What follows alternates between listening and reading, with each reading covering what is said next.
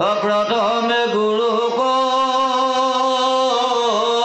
नमस्कार करूं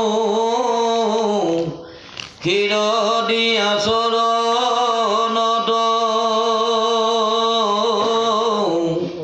जार उपदेशे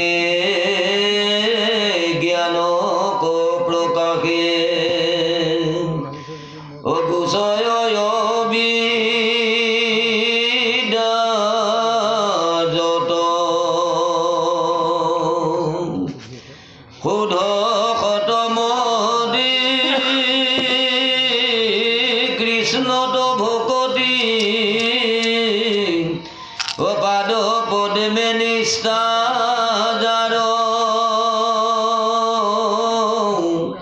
सदम बेश धरी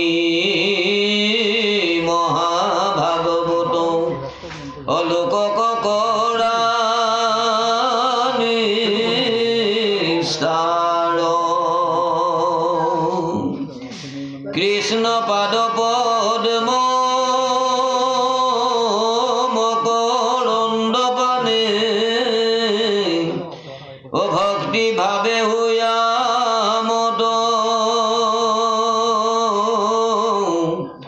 बासुदेव बुद्धि सबाके देखय ज्ञानर बुझिया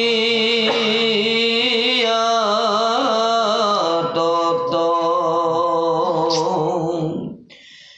काय बाइक मने गुरुर चरणे अनति करू थाकी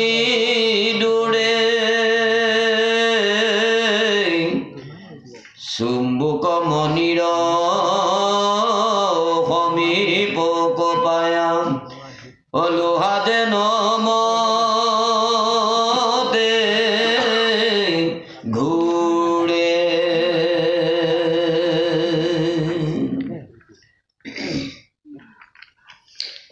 अमय कुन सार कृष्ण को पाइबार जार प्रसादे ज्ञान शरणत नती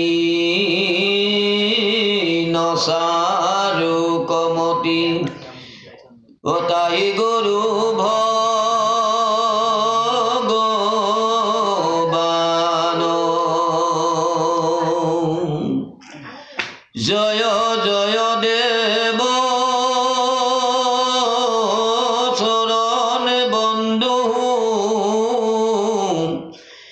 नारायण निराकार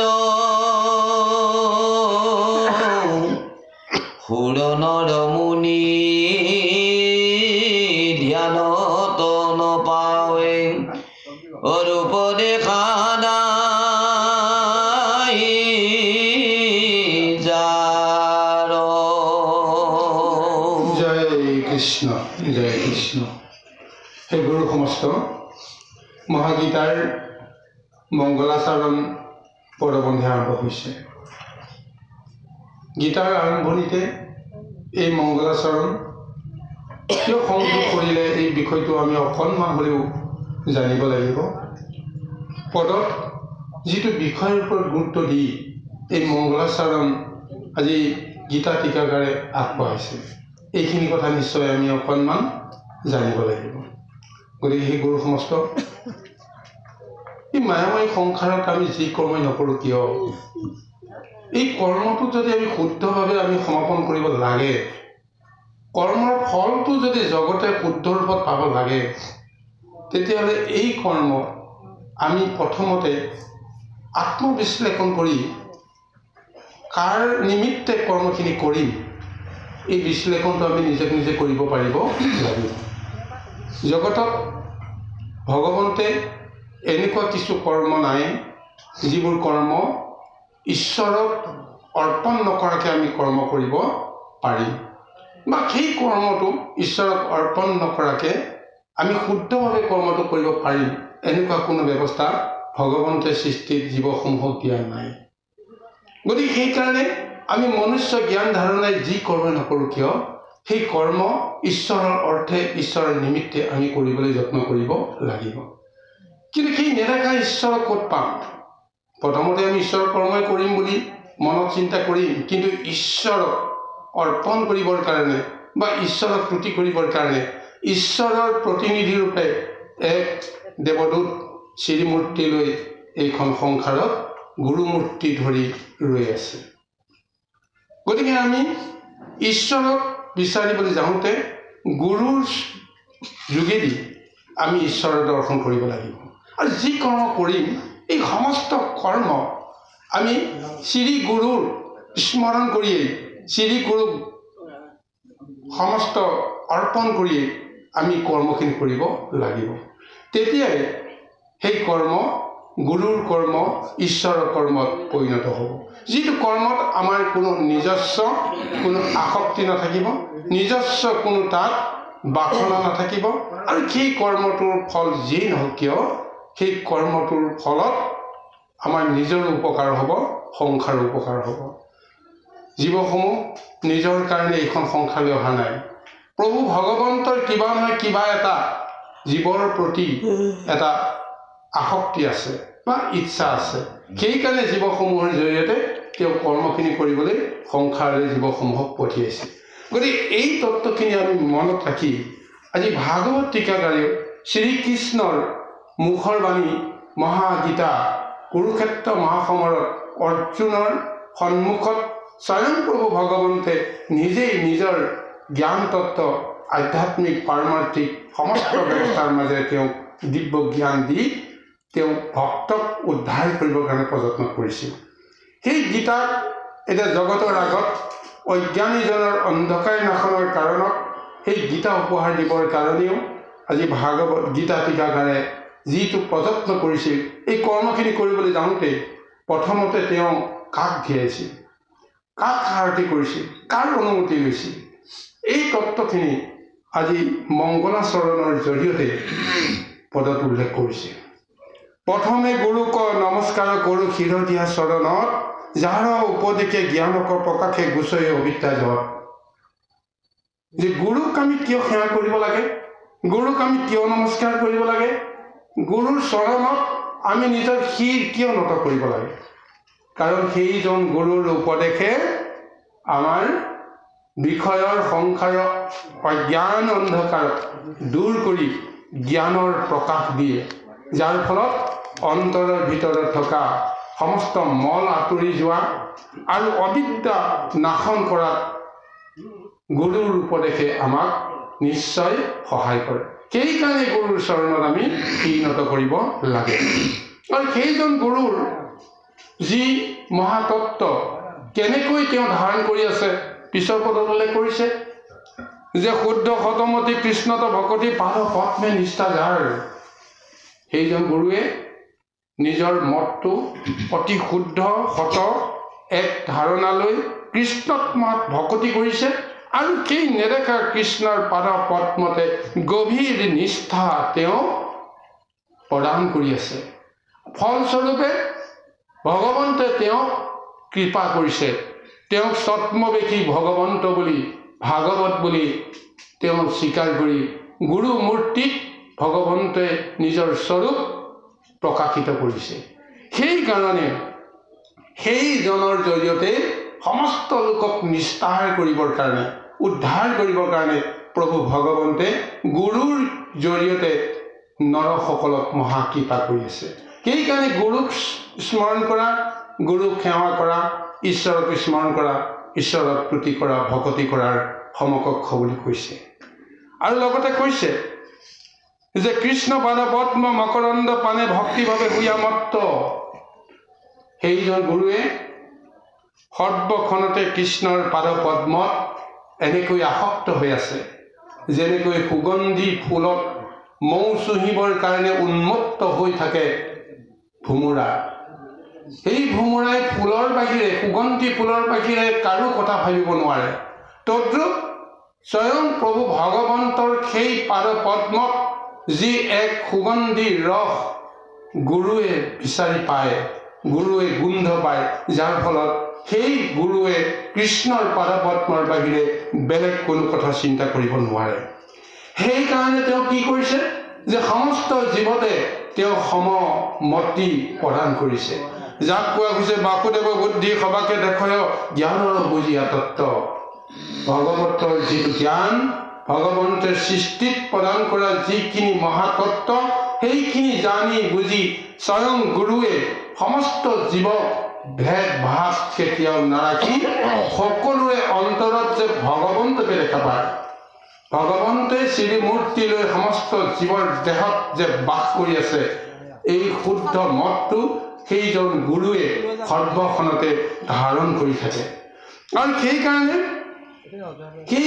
সেইজন গুৰুক আমি সদায় কি কৰিব লাগে? কায় বাক্য মনে গুৰুৰ চৰণে নতি কৰো থাকি দূৰে, চুম্বক মণিৰ সমীপক পায়া লোহা যেন মতে ঘূৰে।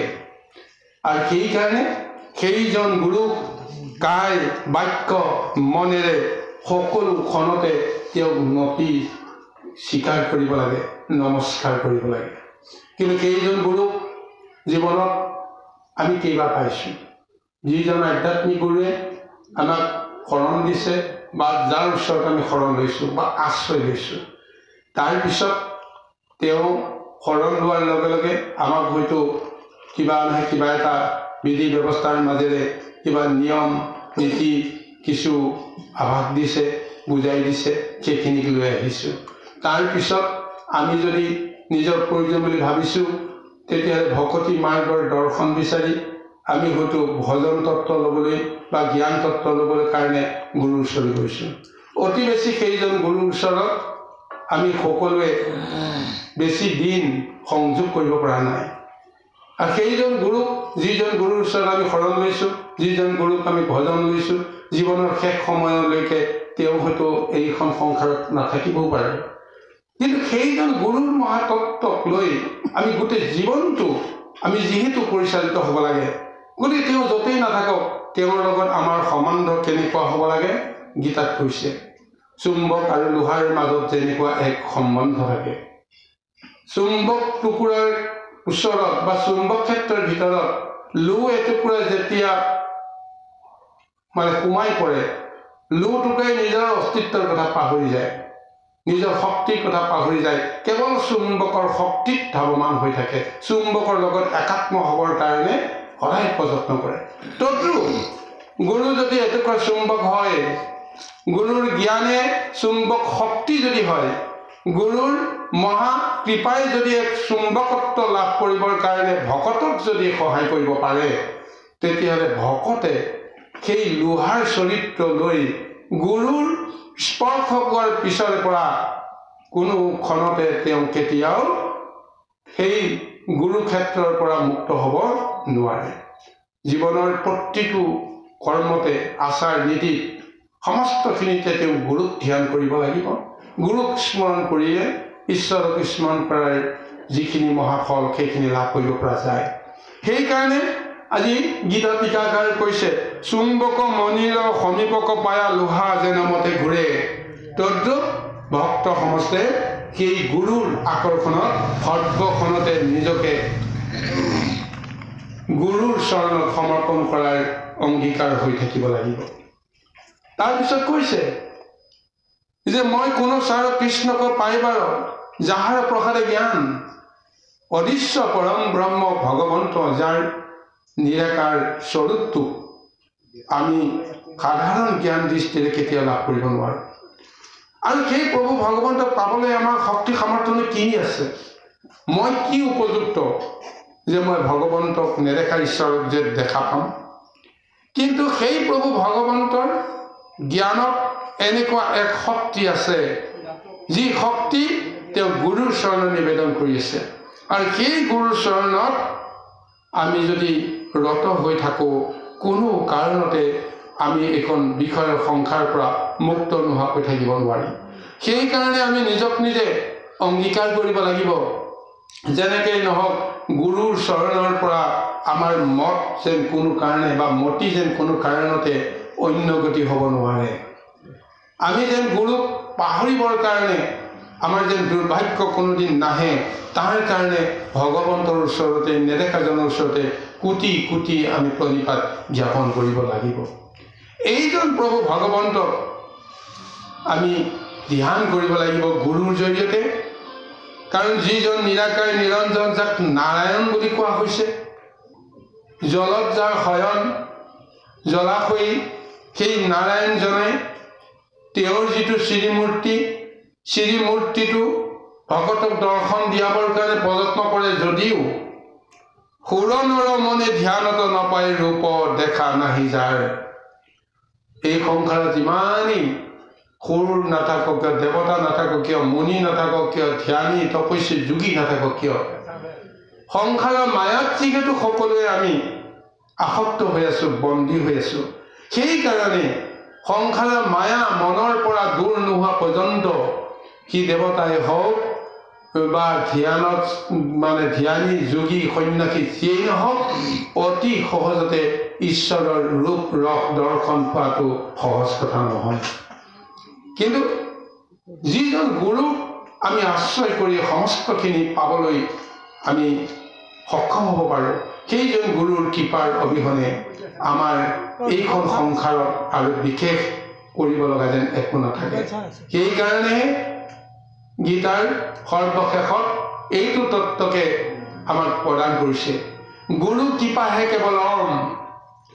গুৰুৱে যদি ভক্তক যদি মহা উপদেশ দিয়াৰ পিছতো যদি আশীৰ্বাদ দি সেই ভকতক যদি গুৰুৱে যদি মনত ৰাখিবলৈ সুযোগ পায়, সুবিধা পায়, তেতিয়াহ'লে সেইজন ভকত নিশ্চয় তৰি যাব পাৰিব। আমি গুৰুক মনত ৰখাটো ডাঙৰ কথা নহয়, কিন্তু গুৰুৱে যদি আমাক যদি মনত ৰাখিব পাৰে, কৌটি কৌটি শিষ্যৰ মাজত কেইজন ভকতক মানে গুৰুৱে মনত ৰাখিব পাৰে, যি কেইজনৰ ওপৰত তেওঁৰ আস্থা আছে, বিশ্বাস আছে, যি কেইজনে ঈশ্বৰৰ কৰ্ম কৰি সমাজখনক ধন্য কৰি আছে, নিজৰ জীৱনটোক সমাজৰ নামত ঈশ্বৰৰ নামত উৎসৰ্গ কৰাৰ সেই কেইজন ভকতক গুৰুৱে কেতিয়াও পাহৰিব নোৱাৰে।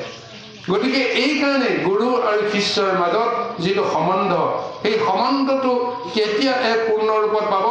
গুৰুৱে যেতিয়া আমাক মনত ৰাখি আমাৰ মংগলৰ কাৰণে তেওঁ য'তেই নাথাকক, তেওঁ যদি এবাৰ হ'লেও সেই নেদেখাজনৰ ওচৰত যদি তুতি কৰিব লগা হয়, প্ৰাৰ্থনা কৰিব লগা হয়, তেতিয়াহ'লে আমাৰ জীৱন ধন্য।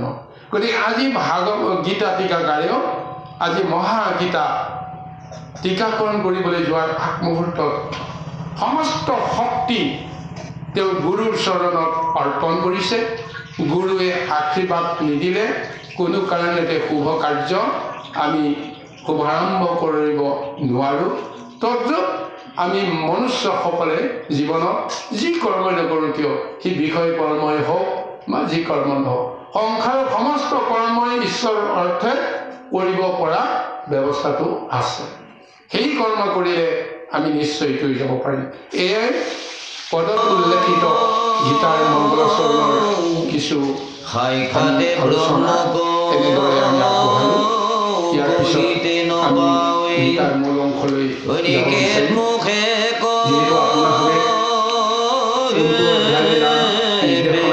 আপোনালোকে আমালৈ নিদিলে, গতিকে এইকাৰণে যদি আপোনালোকৰ অনুমতি হয় তেতিয়াহ'লে গীতাৰ প্ৰথম অধ্যায়তে আমি আৰম্ভ কৰিব বিচাৰোঁ, যদি আপোনালোকে অনুমতি দিয়ে।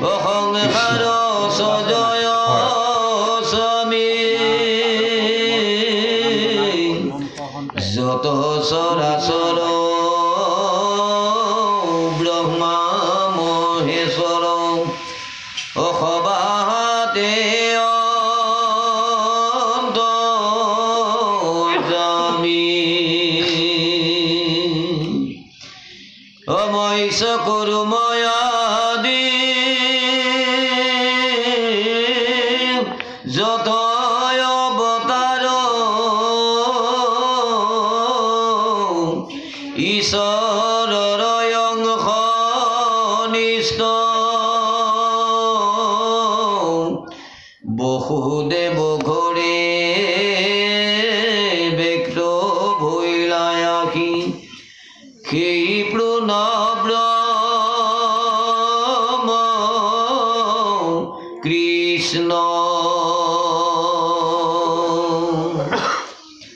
হৃদন্দ নন্দন জগত বন্দন চৰণে শৰণ লৈলো কৃষ্ণৰ পদৰ মধু লোভে আঁকি খেদনে বিকয় গৈলো হৰিৰাম ৰাম ৰাম। এইখিনিতে আৰু এটা তত্ত্ব আমাৰ সকলোৰে কাৰণে ব্যক্ত কৰাইছে। যিজন ঈশ্বৰৰ মহিমাৰ অন্ত কৰিব নোৱাৰে, স্বয়ং প্ৰভু ভগৱন্তে নিজেই নিজৰ মহিমা তত্ত্বৰ কথা কৈ শেষ কৰিব নোৱাৰে। ব্ৰহ্মা মহেশ্বৰ এইটো ততেই নাপায় বুলি কৈছে। গতিকে সেইজন প্ৰভু ভগৱন্তৰ সমস্ত ৰূপ ৰস সুৰ নৰসকলেও বোলে ধ্যানতো বোলে চিন্তা কৰাৰ বাহিৰে তেওঁলোকে কিন্তু নাপায়, পাবলৈ সক্ষম নহয়। আৰু সেইজনৰ তত্ত্ব আমি বেদৰ জৰিয়তে হওক বা নানা পণ্ডিতাদিৰ মাধ্যমেৰে হওক আমি বিভিন্নজনে আমি বিতৰ্ক কৰি মৰি আছো। কৃষ্ণ তত্ত্বক আমি কেতিয়াও আমি শুদ্ধ ৰূপত ধাৰণ কৰিব আমি পৰা নাই। গতিকে নানা মুনি নানা মতক বুলি তাকে 6 গোটা তৰ্কে বুলি কৈছে। 6জন মহা যি বেদজ্ঞ পণ্ডিত বেদজ্ঞ পুৰুষ তেওঁলোকে নিজা নিজা মত প্ৰকাশ কৰিছে। সেই মতবিলাকক নিজৰ নিজৰ পন্থীৰ যিসকল শিষ্য সেইসকলে গুৰুত্ব দিয়ে আৰু সেইসকলৰ মাজত যেতিয়া মতৰ অমিল হয় সকলোৱে বিতৰ্কত লিপ্ত হয়। কিন্তু তাৰ পিছতো কিন্তু কোনো শুদ্ধ ৰূপটো নিৰ্ণয় কৰিব নোৱাৰে। গতিকে সেইকাৰণে কৈ আছে সাক্ষাৎ ব্ৰহ্মক কহিতে নপাৰে শিকে মুখে কহে বেদ। স্বয়ং প্ৰভু ভগৱন্তে নিজেই যিটো তত্ত্ব কৈ শেষ কৰিব নোৱাৰে তাক লৈ যদি আমি কোনোবাই বিতৰ্ক কৰি থাকো তাক কিবা আমি তাৰ উৰ বিচাৰি পামনে? কাৰণ যিজন প্ৰভু ভগৱন্তে নিজৰ মায়াই সৃষ্টি কৰিছে সমস্ত জগত আৰু নিজৰ মায়াতেই তেওঁ নিজে মোহিত হৈ লীলা কৰাৰ এক মহালীলা তেওঁ কৰি গৈ আছে। গতিকে বিষয় জগতত তেওঁ মায়াৰ জৰিয়তে জীৱকসকলক ভ্ৰমিত কৰাই আছে। কোনটো শুদ্ধ কোনটো অশুদ্ধ চিনিব নোৱাৰা এটা অৱস্থাৰে চিনিব পৰা ভকতক তেওঁ তাৰ পৰা উদ্ধাৰ কৰিবৰ কাৰণে বা বিচাৰিবৰ কাৰণে তেওঁ প্ৰযত্ন কৰিছে। যিসকলে চিনিব পাৰে সেইসকলে সংসাৰ তৰিব পাৰে, যিসকলে তৰিব নোৱাৰে চিনিব নোৱাৰে পাক ঘূৰণি খাই খাই বিষয়তে মজি থাকিব লগা হয়। ভগৱন্তৰ সৃষ্টি ৰহস্য সেইটো এটা কথা। সৃষ্টিখন যে প্ৰভু ভগৱন্তে কৰিছে এখন মায়াৰ খেলা খেলি আছে। তেওঁ মায়াৰ খেলা খেলি তেওঁ নিজে আনন্দ পাই আছে আৰু সেই মায়া খেলৰ উৰটো যেন সকলোৱে নাপায় তাৰ কাৰণে তেওঁ এই মায়াৰ ৰসটো দি ভ্ৰমিত কৰাই আছে। গতিকে এয়া হৈছে প্ৰভু ভগৱন্তৰ খেলা। কিন্তু সেইখন খেলাৰ পৰাও প্ৰভু ভগৱন্তক বুজিব পৰা চিনিব পৰাকৈ তেওঁ কেনেকৈ ৰূপ ৰূপ দিছে যে তেওঁ নিৰাকাৰ নিৰঞ্জনজন হৈও তেওঁ লীলা প্ৰকাশ কৰিবৰ কাৰণে তেওঁ নানা অৱতাৰ ধাৰণ কৰে। মৎস্য কুৰ্ম আদি যত অৱতাৰ সমস্তবিলাক প্ৰভু ভগৱন্তে কিয় ল'ব লগা হ'ল যে ঈশ্বৰনো কি, ঈশ্বৰে কি কৰে, ঈশ্বৰ কাৰ কাৰণে আছে ইত্যাদি ইত্যাদি দৰ্শনবিলাক তেওঁ লীলাৰ মাজেৰে প্ৰকাশ কৰিবলৈ আহে। আৰু সেইখিনি তত্ত্ব যদি কোনোবাই জ্ঞান ধাৰণাৰ ভাৱে দৃঢ়ভাৱে তেওঁ যদি বুজিব পাৰে সেইজনেই ঈশ্বৰক পাবলৈ সক্ষম হয়। সেইকাৰণে কৈছে বসুদেৱৰ ঘৰে ব্যক্ত হইলে আঁকি সেই পূৰ্ণ ব্ৰহ্ম কৃষ্ণ। আৰু সেইজন পূৰ্ণ ব্ৰহ্ম কৃষ্ণই এতিয়া বসুদেৱৰ গৃহত জন্মগ্ৰহণ কৰি তেওঁ 24টা মহা অৱতাৰৰ ভিতৰত আটাইতকৈ তেওঁ পূৰ্ণ ৰূপটো লীলাটো সেই বসুদেৱৰ পুত্ৰৰূপে জন্মগ্ৰহণ কৰাৰ এই মহা অৱতাৰতে তেওঁ দেখুৱাই গৈছে আৰু তেওঁ গৈ কি কৰিছে অন্যান্য সমস্ত লীলাৰ মাজেৰে যে ঈশ্বৰনো কি ঈশ্বৰ কোন ঈশ্বৰ কেনেকৈ চিনিবা এই সমস্ত গীতাৰ তত্ত্বৰ মাজেৰে অৰ্জুনক তেওঁ নিজৰ শ্ৰীমুখেৰে কৈ গৈছে গতিকে সেইকাৰণে কৈছে হে নন্দ নন্দন জগত বন্দন চৰণে শৰণ লৈলো সেইজনৰ চৰণত যদি শৰণাপন্ন হওঁ তেতিয়াহ'লে নিৰাকাৰজনত শৰণাপন্ন হোৱাও একেই ফল লাভ কৰিব পাৰে আৰু কৃষ্ণৰ পদৰ মধু লোভ আশে সেইধৰণে বিকয় গৈলো ভক্তজনৰ মনত যেনেকুৱা এটা ধাৰণা উদয় হয় সেই উদয়ৰ ধাৰণাটো এনেকৈ দিছে যদি কৃষ্ণৰ পদৰেণুত নিজৰ মন প্ৰাণ সমৰ্পিত কৰিব পৰাকৈ যদি আমাৰ মন বুদ্ধি যদি সক্ৰিয় হয় তেতিয়াহ'লে ক'ব যে মই কৃষ্ণৰ প্ৰেমত মই বিক্ৰী হৈ গ'লো কৃষ্ণৰ মহা মধু লোভৰ আশাত মই সমস্ত নাম ধৰ্মৰ জৰিয়তে মই তেওঁৰ ওচৰত শৰণাপন্ন হ'লো মই যে কৃষ্ণৰ নাম ল'লো নামটো কোনে দিলে নামটো কৃষ্ণই দিলে এই বিষয়ে সংসাৰত আমি ধন দিলেহে কিবা এটা বস্তু কিনিব পাৰিম হয়নে নহয় বাৰু ধন নহ'লেতো একো কাম নাই কিন্তু সেই ধনটো আমি পাৰমাৰ্থিকভাৱে কেনেকৈ বিচাৰিম প্ৰভু ভগৱন্তে নাম ধন দি আমাক কিনিবৰ কাৰণে যত্ন কৰি আছে কিন্তু আমি নাম ধন পায়ো আমি বিক্ৰী যোৱা নাই কথাটো সেইখিনিয়ে ভগৱন্তে দিয়া নাম আমি ল'ব যদি পাৰিছোঁ তেতিয়াহ'লে আমাৰ নিজৰ বুলিবলৈ একো নাই হৰিচন্দ্ৰই যেতিয়া বিশ্বমিত্ৰৰ ওচৰত যেতিয়া দায়বদ্ধ হৈ গ'ল তেতিয়া তেওঁ নিজৰ কাৰণে কিবা চিন্তা কৰিব পাৰেনে বাৰু দান আৰু দক্ষিণা দিয়াৰ নামত তেওঁ সৰ্বহাৰা হৈ গ'ল দক্ষিণাৰ পৰা তেওঁ মুক্ত হ'ব নোৱাৰিলে দক্ষিণাটোৰ কাৰণে তেওঁ চান্দালৰ ঘৰত বিক্ৰী যাব লগা হৈ গ'ল তথাপিও নিজৰ কাৰণে একো ভাবিব লগা নহ'ল বিষয়টো সেইটোৱে যদিহে প্ৰভু ভগৱানে নাম ধনটো আমাক দিছে দিয়াৰ কাৰণে আমি সকলোখনতে ঈশ্বৰৰ নাম ল'বৰ বাবে শক্তি পাইছোঁ তেতিয়াহ'লে আমি গোটেই জীৱনটো ভগৱন্তৰ নামতেই আমি তেওঁৰ দাসত্বতেই আমি নিশ্চয় কৰ্ম কৰিবলৈ যত্ন কৰিব লাগিব এই মহাতত্বৰে আজি নিজকে আত্ম উৎসৰ্গা কৰিছে ভগৱন্তৰ শ্ৰী চৰণ কৃষ্ণ